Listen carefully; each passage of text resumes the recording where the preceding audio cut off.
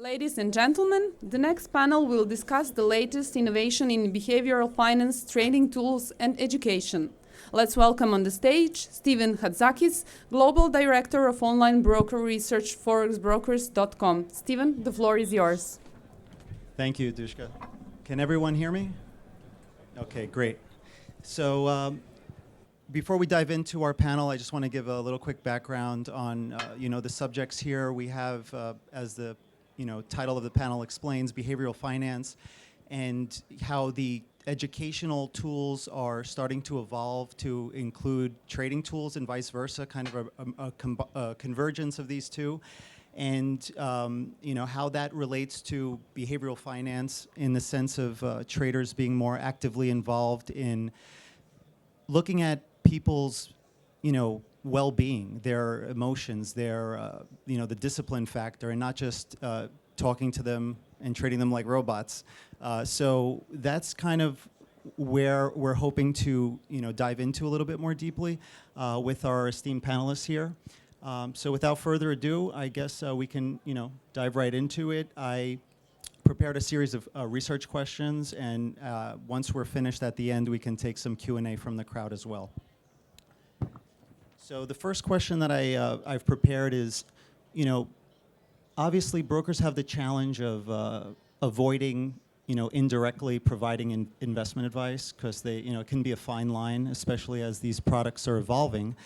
So how can brokers do more to help traders, beyond the traditional educational materials, the videos, the articles, the webinars? How can they use data to help customers with more actionable, results?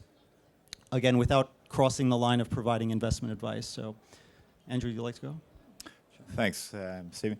Yeah, this is an interesting one. So I think there's two sides to this. One, talking about content being interesting and useful for the user to make sure they want to receive it and they want to read it, they want to use it. And we can come on to that later in another question you have for me. But in terms of a broker, let's talk from the London perspective.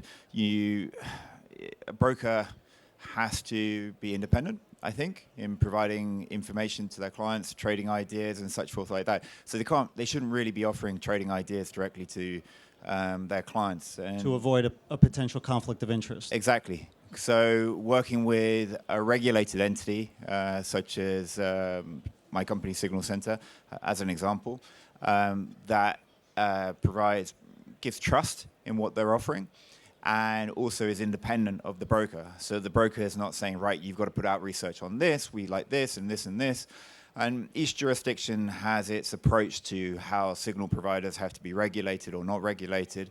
But here in London, I can definitely say that we are regulated, and we have a lot of healthy partnerships with brokers, not only because their clients feel happier working with us, but also because we come under the scrutiny of the London regulator. So the key is regulation to help increase the yeah. client's chance of success.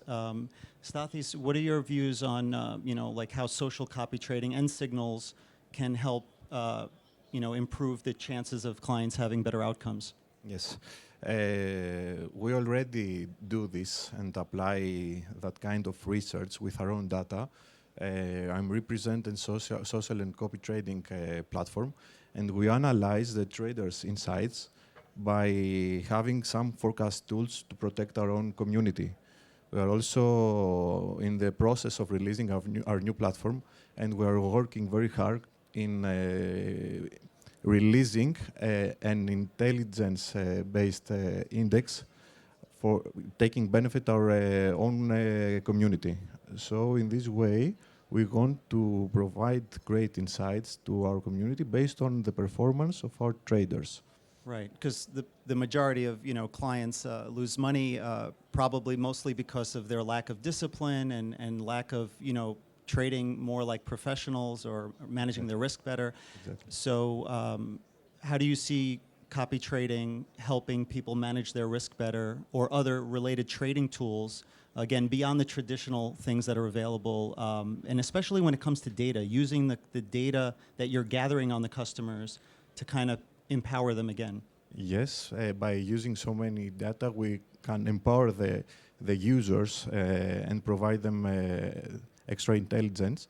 And of course, we try to protect them through this way. And you have also to combine the appropriate risk management tools that we will discuss also about this. And this is a great combination, data and risk management, in order to protect your own users. This is the most important factor in order to increase the LTV of the lifetime value of the user. Because I feel all brokers want to increase the lifetime value of their customers, Exactly. at least the ones that are highly regulated and aligning their interests with their clients as brokers become more multi-asset, offering shares and securities and crypto and forex. And as the previous panel discussed, investments are becoming more complex, putting more pressure on the education. And where do you see that kind of converging with what you're doing? And since the acquisition, you're having access to more brokerage data at your company. Where do you see the industry moving towards with data analytics and using that data to analyze behavior?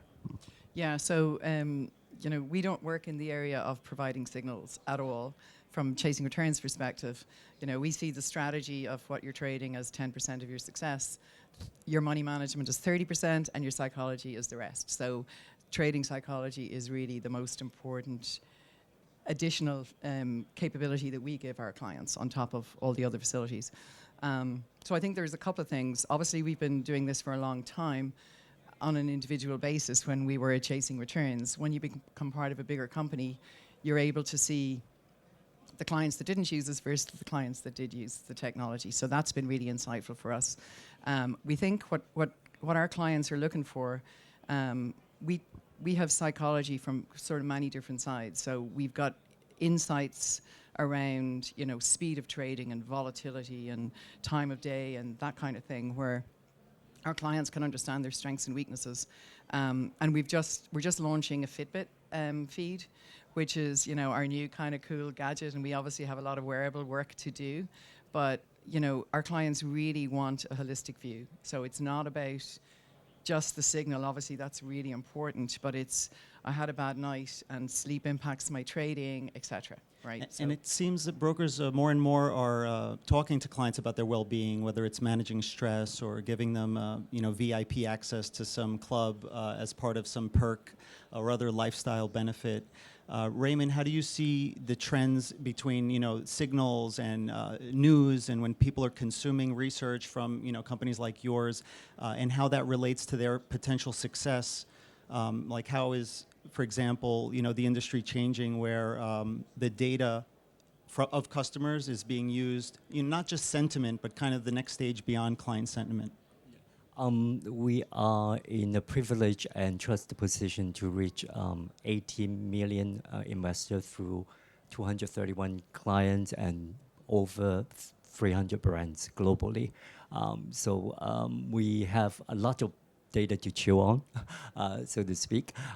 We find something interesting is it has a wide spectrum of client profile, from the new kids on the block to the veteran Warren Buffett type, have been there from the beginning of time, probably will be there till the end. So, and also we find there one theme that go through our clients is they have this intellectual curiosity. So they're always very open to new products, new innovation. And also something interesting is they have a preference for multitasking. So the attention on a single screen is not very long. So that lead to the need of one of the principles that we do is the simple simplicity, to be able to offer an interface that is be able to explain the complex concept in a simple term, and also the product need to be scalable. So because of the different level of user experience and their knowledge. Right, you're dealing with a lot of data, a lot of information coming through the headlines, and I know you also deal with this challenge, Andrew, with Dow Jones News and making information more accessible. Louis, what can you share with us when it comes to trends you're seeing on the education side, and kind of how that blends into research, and from a higher level the trends at your firm or across the industry? Yes. Well, first of all, I'd agree with some of Raymond's points, actually. Of course, as a broker, we have a very wide range of clients. So we have everyone from people that started trading during the meme stocks period, over the pandemic, are new to it, all the way through to super experienced traders.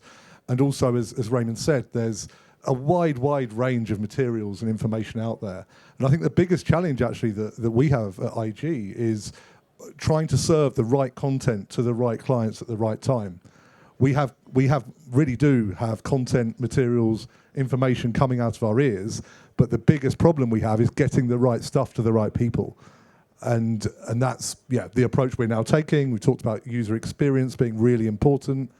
We can use data science and things like that to try and serve the right data at the right time. Right. But when I talk to our clients, they're either not aware that we have this information because we've not served it to them in the right way, or they're completely overwhelmed in terms of what's available to them, particularly when they're at the less experienced end of the scale. And I feel that the education is becoming a little bit, not more sort of gamified, but just a little more fun, where you're, not tasked with some long essay that you have to read or write, but more kind of just short quizzes, short kind of snippets of information, progress tracking. I know IG does a lot of that, and a lot of the best brokers that we review on forexbrokers.com in the education category.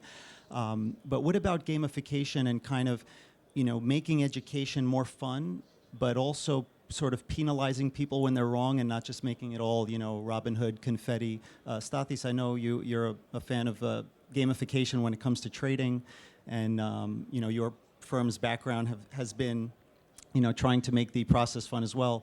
Where do you see the trends? What is the client data telling you? Like what is the data pointing towards in terms of what clients want or what you should give them? It depends also the category age of the user. Especially, Stephen, as you said, gamification is a trend, one of the biggest trends of our industry. But simultaneously is one of the biggest risks. We are trying to keep some gamified elements and apply to our platform, but we are very careful. We focus especially on the engagement of the users because as a social trading platform, we have all this social engagement, and we try. And we see from our own data that users are getting educated through all this engagement, not only in copy trading, but trading in general. And what about sentiment? How much of a role is that playing? Obviously, with the meme stocks or the Reddit-driven market movements. Traditionally, brokers have shown sentiment on their site. X amount of clients are long euro or short euro, or our best clients are long this or short that.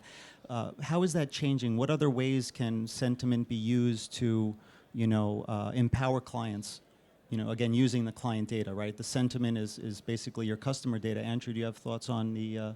I know you have a few sentiment tools in your arsenal. So we actually look at a sentiment not from a client position, but from a textual position. So we have a partnership with the Wall Street Journal and Dow Jones, and we extract, amongst other data sets, how the news is appearing towards an asset like Apple or Facebook or whatever it may be. I would say in trends and what we're seeing, we've now expanded into signals with the purchase of Signal Center last year. And we now offer a plethora right across the base of different data sets. But what we're seeing most is, I think what you were saying earlier, is about breaking content out from the trading platform and reaching people with content at the right time through the right channel, and allowing users, allowing for our perspective with our relationship with brokers is our content becomes more valuable and more important instead of just plonking it on the trading terminal and saying, yep, it's there, you got a newsfeed or whatever it is. It's like, how can you make content more valuable to change clients' behaviors, which is for the benefit of the broker and the benefit for the user and the benefit for us. So, for example, Eurodollar's just gone up. Here's the latest news on Eurodollar, emailed through to you or through a message or whatever it may be. And there's plenty of other examples I could give you, which I won't go through now. But touch point, delivery method, timing is now the big chats we have. Raymond, do you have any? I'm sorry, you wanted to? Yeah, no, I was just going to add to that. Like the other, it's about timeliness and it's also about choice. Like nobody wants to be forced into education when it's not what they're looking for. So it's really important that it's made available at the right time. But it's up to, so, you know, like when we look at education, we're right in the weeds of psychology. So if somebody's just closed, you know, 3 big losing trades and we know that 4th one statistically is where things can go badly for them, you know, where we want to get to is that's the point that there's availability to take to read an article, to watch a video, but not push it on them. So Right. I think there's a fine line between being timely but making a choice, right? And then the gamification piece, you know, yes, it should be about, if you watch a video, you should take a quiz. You should be able to prove to yourself that you learned something. I mean, gamification has a bad rep because of how it's used. But what gamification is it's trying to use people's emotions in a positive way. So if somebody takes a course and answers the quiz and gets it right, they should feel good about that. They should feel more empowered to handle that situation better the next time. And that's gamification for good. Right. What if that question was, you know, right before they place the trade, you know, or like how can the educational material kind of make its way into the platform a lot more where it's part of the trading experience, you know? So, yeah, for what I'm trying to do and what we're trying to do at StoneX is to solve that problem, which I'm not quite there with yet. But I do feel like we've got a risk tool playmaker, right, where we're doing live monitoring and we've got green, amber, red. You know, are you sticking to your rules? We're going to help you make sure that whatever plan you set for yourself, that you are sticking to it. And if you're not, you know, your Fitbit will beep and say you're gone amber, you're at risk kind of thing, right? So it's those moments that we want to harness. What should you do about it? To help clients To help avoid them at the yeah. whatever biases they're faced Exactly. with, whether it's Exactly. confirmation bias or framing bias was another one that came up where, you know, depending on how the information is presented to the traders, that can cause sort of indirectly like a framing bias where, you know, maybe they're going to take a position in that asset because they've seen a few articles from your research team or from your, you know, third-party provider. Raymond, is that something you deal with, you know, with when it comes to how the information is presented so that, you know, it's more neutral for the traders so they can make their own decision and not so much maybe just because an analyst is really, you know, bullish on a certain asset?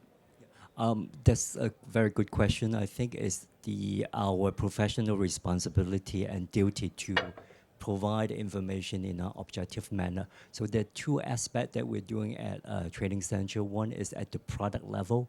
So when we provide a product, we don't just say this is the product you should have. There's no Harry Potter's magic wand that this will help you to make money all the time. So we also provide analytic on the product to say, oh, there are different aspects, even with sentiment, there are different aspects to it, and also be very transparent on what the product is for, what are the advantages, what are the limitations.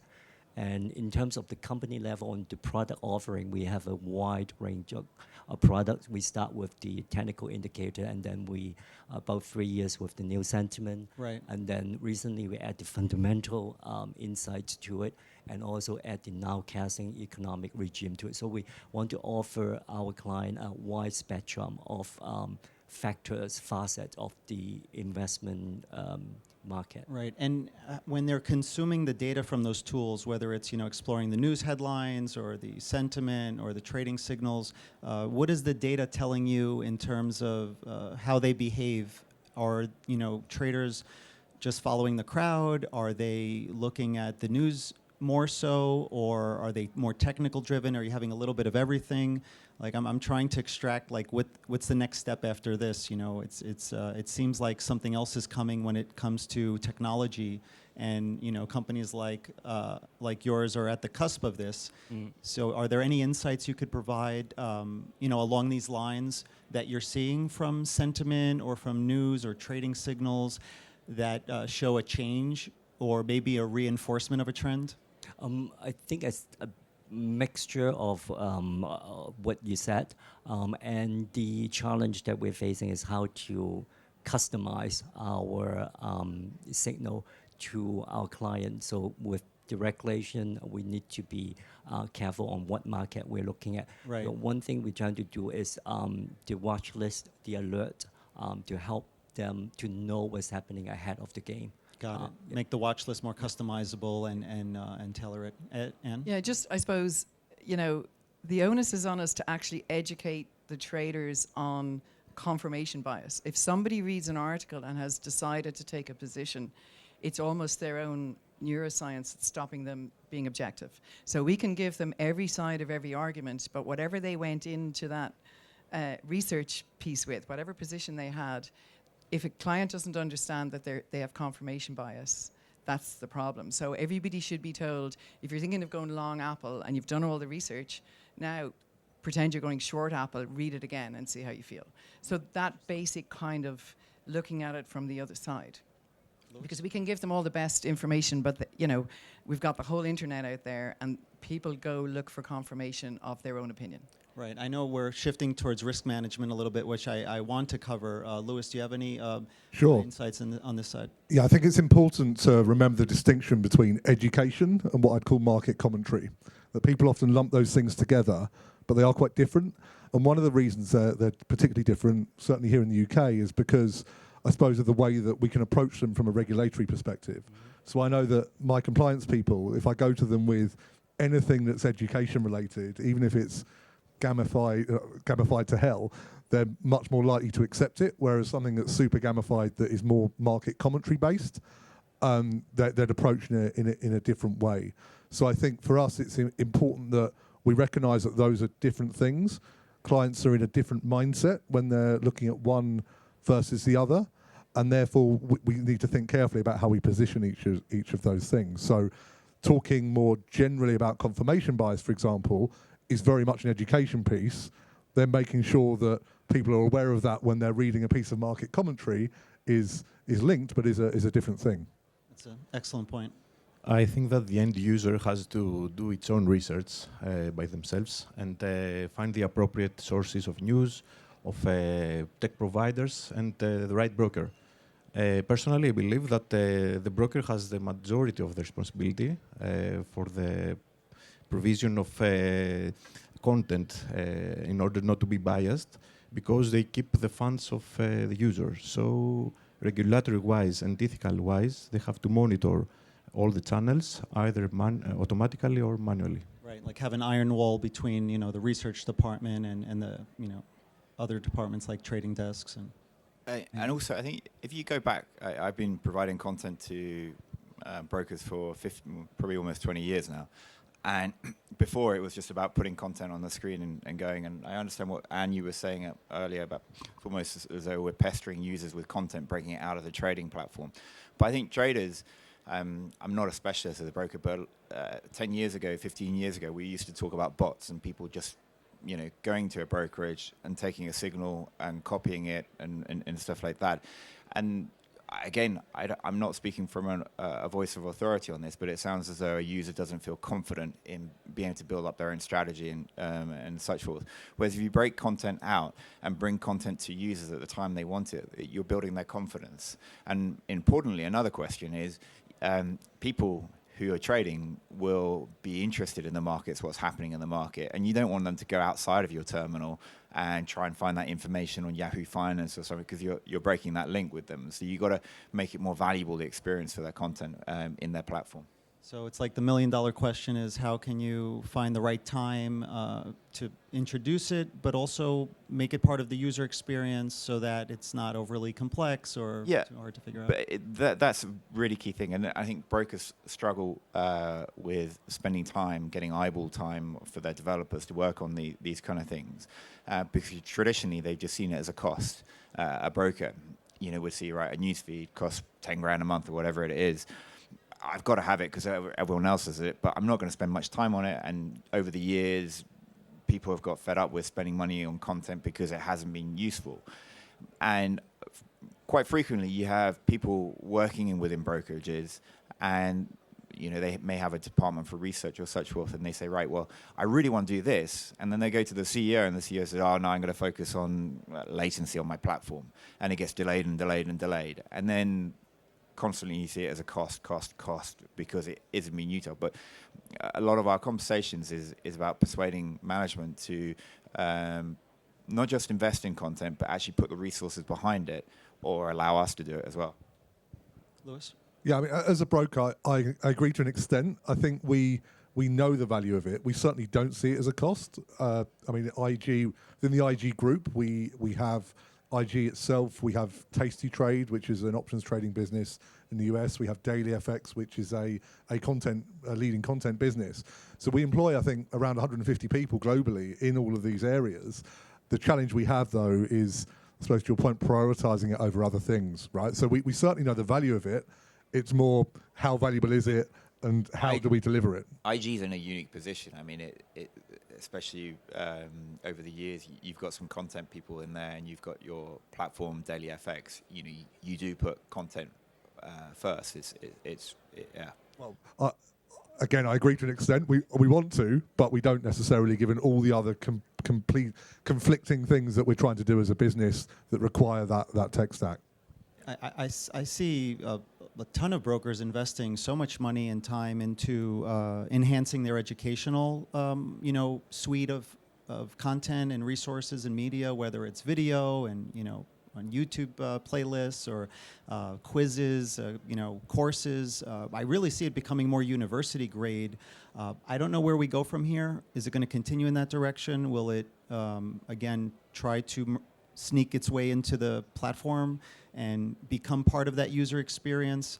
What do you think is sort of the best solution, or what can brokers do to, or third-party providers, to really make the content more effective, not just having it written by a subject expert, but sort of making it easier to consume, where they can use it in the platform, right? You don't want to just read an article and then not apply that wisdom. So it seems like these two things are segmented and they're trying to get together. I mean, I think other industries are ahead in this, but the new kind of framework, which is called just-in-time learning, is kind of what we have to do, right? So, which is exactly like we're all saying. It's like, how do we find the way that a small piece of content, because nobody wants to spend 15 minutes learning anything, going back to the multitasking, they have 30 seconds and, volatility is high, and how should they manage that trade? Whatever, right? So snippets, the TikToks, the 30 seconds, available when they're in that situation, and you better be fast about it. So we have to figure out how to have it totally embedded in the trading platforms. Stathis, you want to? By discussing with so many brokers, as we are broker agnostic and we are integrating with brokers, we have noticed that they have a main issue with the content, because the users are not able to spend a lot of time on this. So they are looking for extra solutions in order to increase the lifetime value of their users and reduce the churn rate. Right. So they're coming, asking for social copy trading solutions in order to have their users engaged in a more attractive way in comparison to old-fashioned ways. And through this way, by providing proven track records, they keep the user, their database engaged, and they help them to get educated better. Excellent. So do you think that something like TikTok could make its way more seriously? I mean, brokers are already starting to get their channels set up, and I'm not a big fan of suggesting people go on these social platforms like Instagram for financial advice because there's so many scammers on these sites.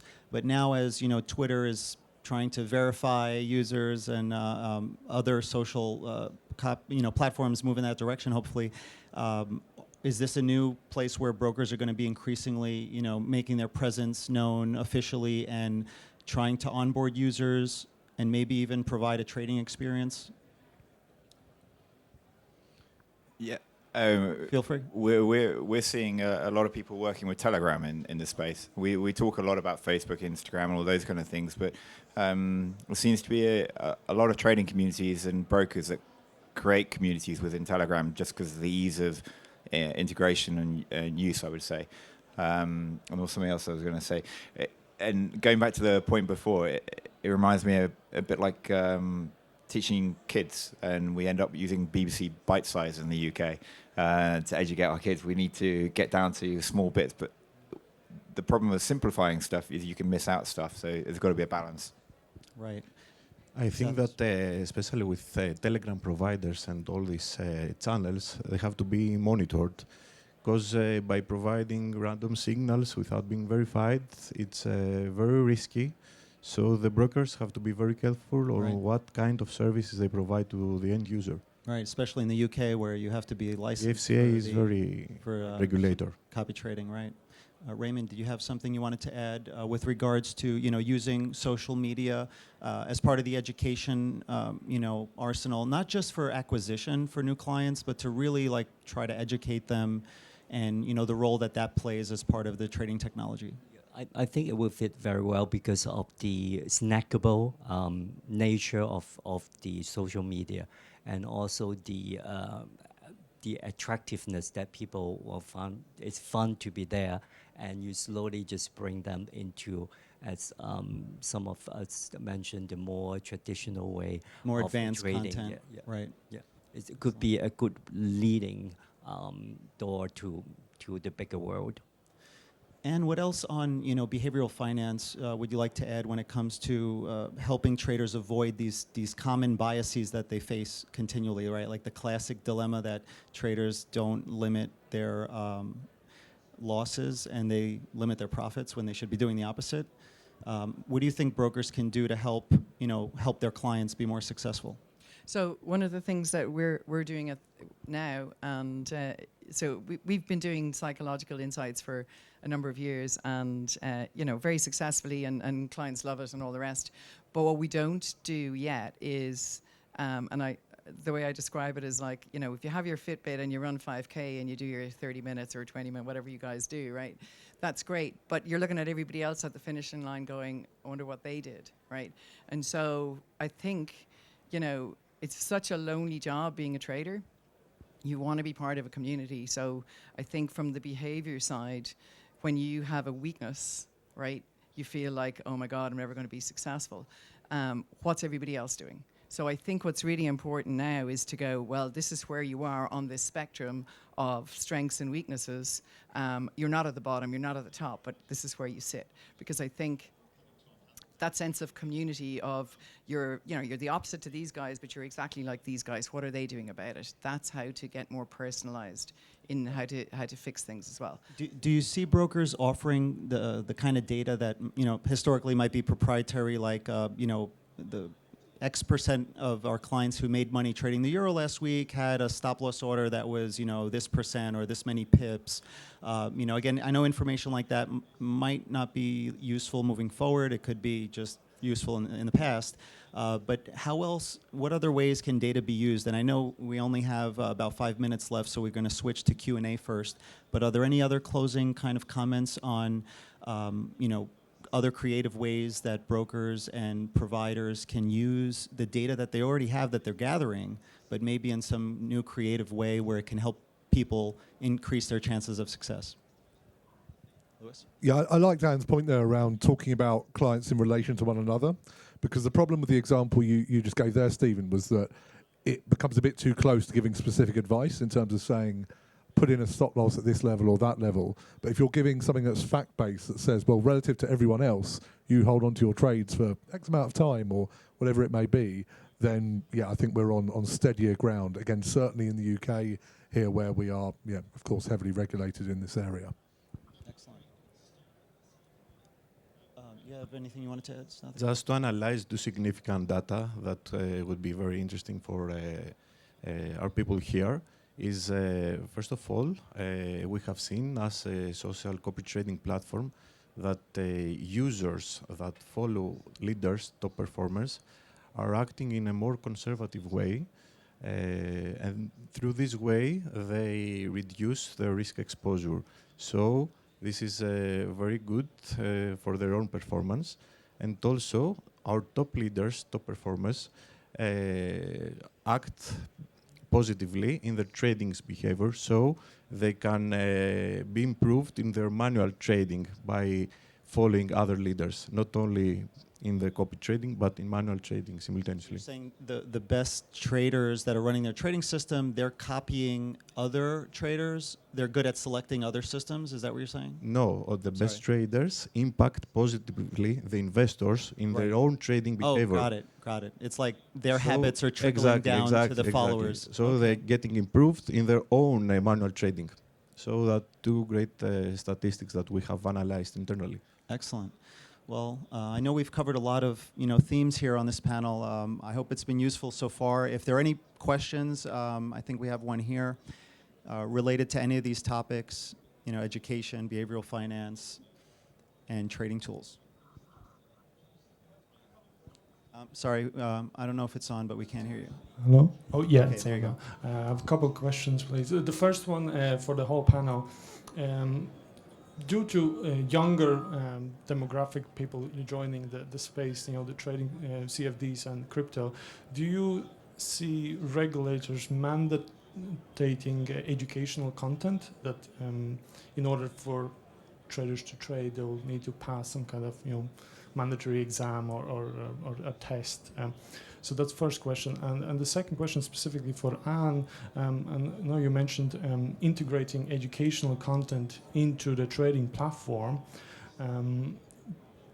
Talking from a trader's perspective, I'm a trader, there's a little bit of trust issue between me and broker. So how do you tackle that? I don't necessarily really want broker telling me, oh, you have 3 losing trades in a row, don't take the 4th one.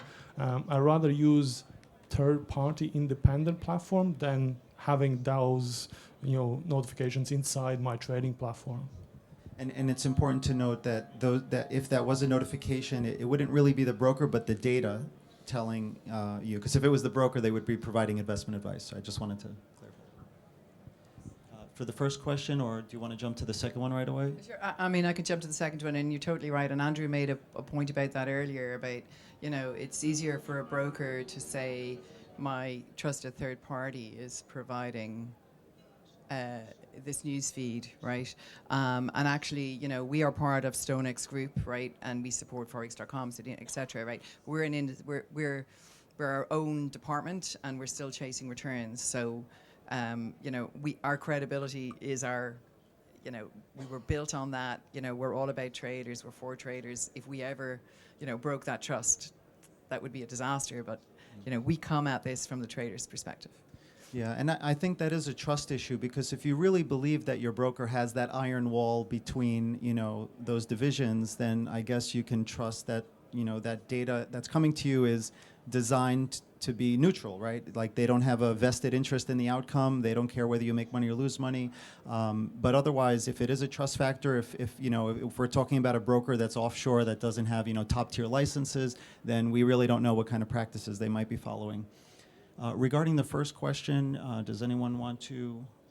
From our data, we do see a great demand for the younger investor for educational pieces like the snackable type of help, the onboarding guided tour. We do see a great demand from it. And the key there is to be snackable.